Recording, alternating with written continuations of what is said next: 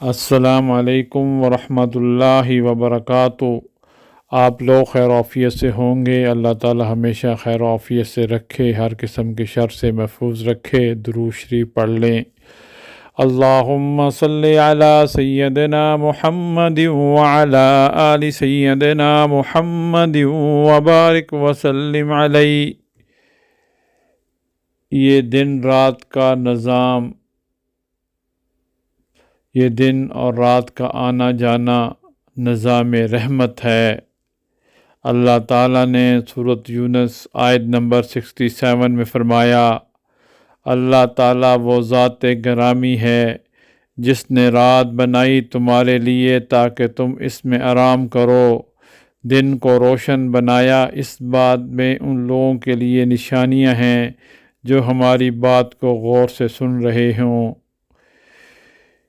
یہ اللہ کا کرم ہے، اللہ کی رحمت ہے کہ وہ شام کو بتی بجھا دیتے ہیں کہ دن میں تم نے بہت کام کیا، تمہارا جسم تھک چکا ہے، تمہیں آرام کی ضرورت ہے۔ اب سورج غروب کر کے بتی بجھا دی، اب تم آرام کر لو، نیند کر لو۔ کل سے پھر آرام کے نتیجے میں تم فریش ہو جاؤ گے، تازہ دم ہو جاؤ گے۔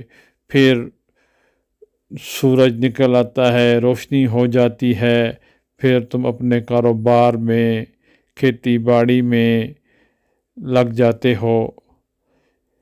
ذرا غور فرمائیں کہ اگر ساری دنیا کے انسان مل کر بھی اس بات کا فیصلہ کرنے کی کوشش کریں کب آرام کرنا ہے اور کب کام کرنا ہے، تو ایک وقت پر متفق نہ ہو پائیں اور ایک ہی وقت سو جاتے ہیں، ایک ہی وقت کام پہ جاتے ہیں۔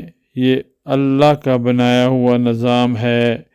رات اور دن کے آنے جانے سے ہمارے کام کرنے، کھانا کھانے، سونے جاگنے کے اوقات ایک ترتیب میں آ جاتے ہیں۔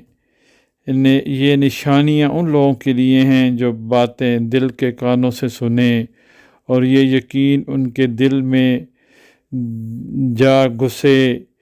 یہ رات دن کا آنا جانا اور دنیاوی زندگی محدود عرصے کے لیے ہے، اس سے نفع اٹھانا ہے۔